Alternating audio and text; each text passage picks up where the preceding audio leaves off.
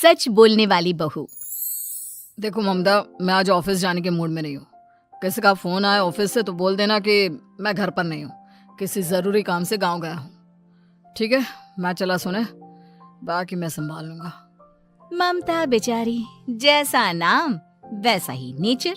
ना कभी झूठ बोला, ना फरेब, ना किसी से चालाकी की, ना किसी की पंचायत।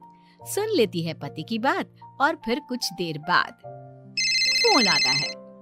हेलो, कौन? मैं सुनील का बॉस बोल रहा हूँ। दफ्तर में इतना काम पड़ा है, अभी तक ऑफिस नहीं आया। वो क्या कर रहा है? फोन दीजिए उसे। जी वो तो सो रहे हैं, कह रहे हैं कि आज गर्मी बहुत है तो घर के मजे लेंगे। बॉस को बीवी की बात पर गुस्सा आ जाता है। तो उसे बोल दीजिएगा कि अब घर में गर्मी के ही मजे ले, कोई जरूरत नहीं है यहाँ आने की। ये बोलकर बॉस फोन रख देता है। ममता सारी बात सुनील को बता देती है। न जाने किस बेवकूफ से पाला पड़ा है, समझ नहीं आता। तुम्हारे कारण मेरी नौकरी चली गई। अरे झूठ बोलने में क्या जा रहा था तुम्हारा? ममता को समझ में नहीं आ रहा था कि उसकी खता क्या थी। अरे जो है वही तो बोला। फिर एक रोज, बहू, अरे आ बहू, कहाँ है तेरा पति? इस महीने घर के खर्चे के पैसे भी नहीं भेजे। क्यों, माँ बाप की फिक्र खत्म हो गई है क्या उसे? बाय लागू माँ जी, वो ये बोल रहे थे कि माँ को क्या है, घर का राशन, खेत का पैसा, मवेशी का दूध, फिर भी न जाने क्यों मेरे सर पर भार देकर बैठी है। तभी सुनील ममता के मुंह पर हाथ रख देता है। क्यों रे कलमुँह है, हटा बहू के मुंह से हाथ। अरे क्या क्या बोलता है तू? वो तो इसकी झूठ बोलने की आदत नहीं है, इसलिए पता चल रहा है। देख मेरी सास कितनी शरीफ है। हाँ, तेरी माँ तो मोहल्ले की बदमाश है ना, और तेरी सास शरीफ है। बेटा ममता को देखता है और गुस्से से बोलता है। अब खड़ी खड़ी देख क्या रही हो? और भी कुछ कहना है क्या? माँ आई है ना, जाकर छाछ ले आ ठंडी वाली। ममता अंदर चली जाती है। माँ, इसके सच बोलने की आदत के कारण मेरी नौकरी जाते जाते रह गई। वो तो मैंने अगले दिन जाकर पैर पकड़ लिए मालिक के, नहीं तो। सब जानता है बहू की आदत नहीं है झूठ बोलने की, तो तू शांत क्यों नहीं रहता?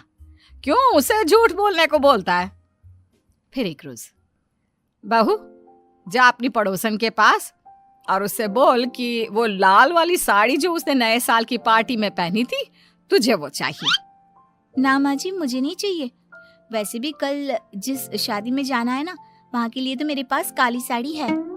सास सर पर हाथ रखकर, अरे बुद्धू, मुझे चाहिए साड़ी। वैसे भी तुम लोगों में तो साड़ी का लेन देन चलता है ना, तेरी भी तो उसने पहनी थी ना। हाँ माँ जी, वो क्या है ना, हम दोनों के कपड़े एक दूसरे को आ जाते हैं। मैं ले आती हूँ आपके लिए साड़ी। बहू पड़ोसन के पास जाती है। कैसी हो निर्मला, तेरी लाल साड़ी चाहिए थी। क्यों? तू तो बोल रही थी कि तेरे पास काली वाली साड़ी है, तू वही पहनेगी, फिर लाल का क्या करेगी? अरे मैं तो काली ही पहनूंगी, लेकिन मेरी सास ने देखी थी तेरी लाल साड़ी, वो नए साल की पार्टी में तूने पहनी थी ना, तो इसलिए वो मांग रही है। ये सुनकर पड़ोसन थोड़ा परेशान हो जाती है। देख ममता, तेरे लिए तो मैं एक बार को साड़ी दे भी देती, लेकिन तेरी सास के लिए नहीं। वो क्या है ना, तू तो जानती है कितनी गंदी आदत है तेरी सास की, खाया पिया सब कपड़े पर ही पोंछ देती है। मेरी लाल साड़ी बहुत महंगी वाली है, पता चले उस पर हल्दी तेल का निशान लगा हो। ममता घर आ जाती है खाली हाथ। ममता को देखकर, नहीं देना उसका लूटी ने साड़ी। अब आए तुझसे लेने तेरा सामान, अच्छे से बताती हूँ। माँ जी वो क्या है ना, मुझे तो वो दे रही थी, लेकिन आपके नाम पर नहीं दी। अरे किसने बोला था मेरा नाम लेने को? बोल देती तुझे पहनना है, लेकिन ना, तू तो ठहरी सच की देवी। न जाने सास क्या सोचती है और हंसने लगती है। अरे माँ, क्या हो गया? क्या सोचकर हंस रही है? याद है जब बहू को देखने गए थे? हाँ बस सही बात है। याद आ गया कैसे मेरी सास बाजार के खाने को बोल रही थी कि ममता ने बनाया है। और बहू ने आकर सब बता दिया कि ये सारा खाना तो बाजार से आया है, वो भी कल्लू हलवाई की दुकान से।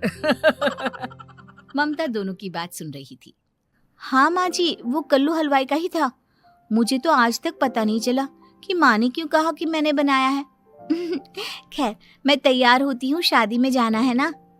पूरा परिवार शादी में जाता है, जहाँ खाना वाना खाकर सभी बैठे होते हैं कि एक औरत ममता की सास से कहती है, क्या बात है बहन जी, मेरी आपकी बात हुई थी तो आप तो बोल रही थी कि लाल साड़ी पहनने वाली हैं, तो मैंने ये काली पहन ली।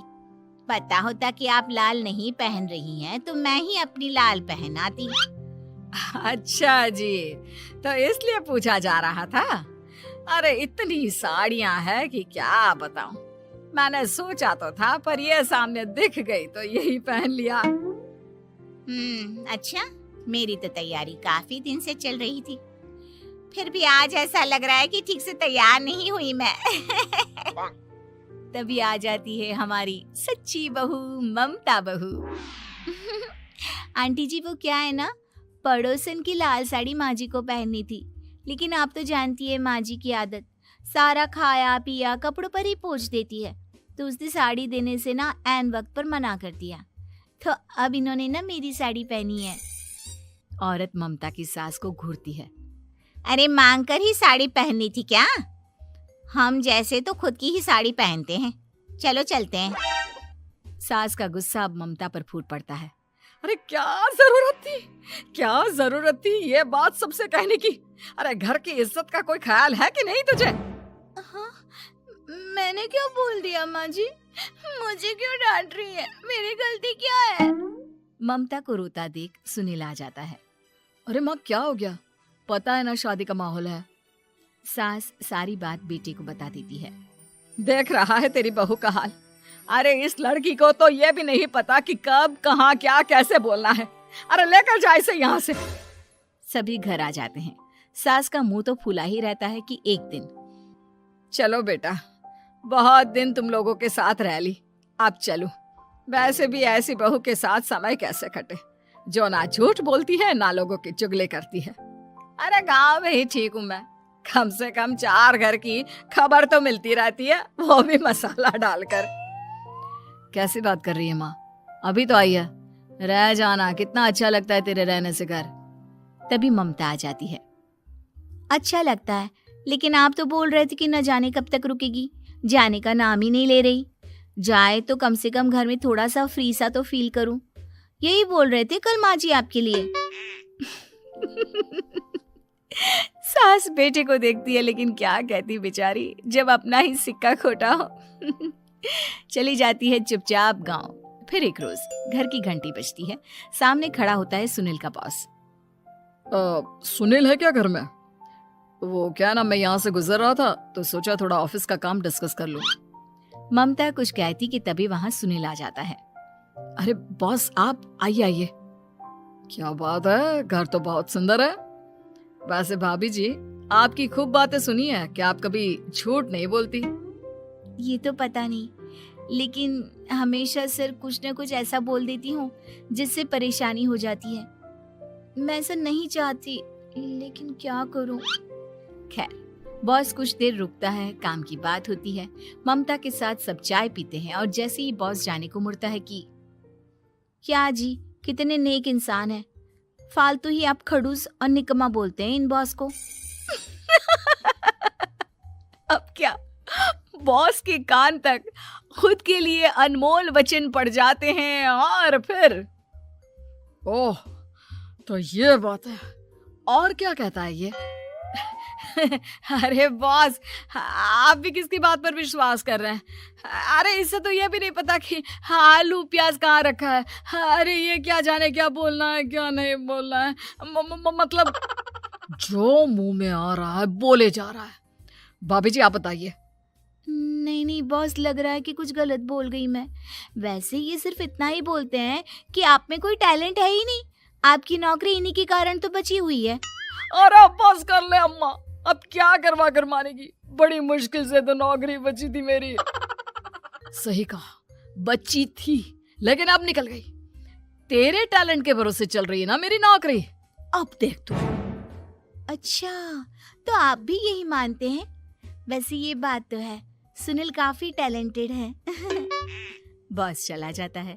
सुनील सर पकड़कर बैठ जाता है। माना सच बोलना एक अच्छी आदत है, लेकिन ममता, आज का समय ऐसा नहीं है। तुझे थोड़ा सा समाज को देखकर खुद को बदलना होगा, समझी? जी मुझे तो पता ही नहीं चलता कि मैं क्या गलत कर रही हूँ। यकीन मानिए मैं जानबूझकर नहीं करती। सुनील सोच लेता है कि वो किसी न किसी तरह अपनी बीवी के इस भोलेपन का इलाज करके रहेगा, लेकिन सवाल ये कि कैसे का जवाब अब मिल जाता है। और फिर एक रोज ममता की माँ आती है। ममता, तुझे तो पता है तेरे पापा का काम ठीक नहीं चल रहा है, कुछ पैसों की जरूरत थी, तेरे पास हो तो मदद कर दे बेटा।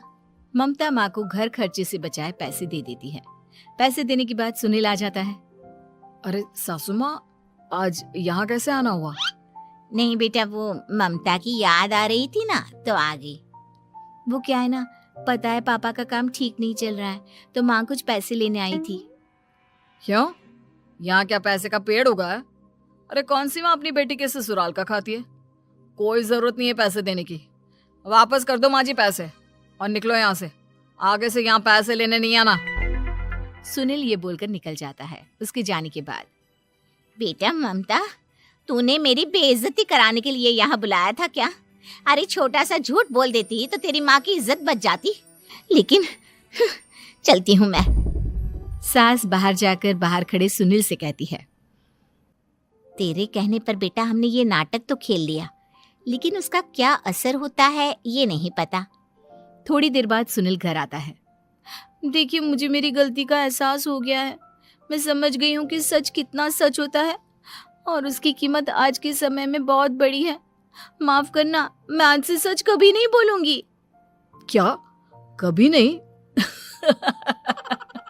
फिर क्या, दोनों मियाँ बीवी खुश रहने लगते हैं, क्योंकि बीवी को थोड़ी सी झूठ की आदत हो जाती है।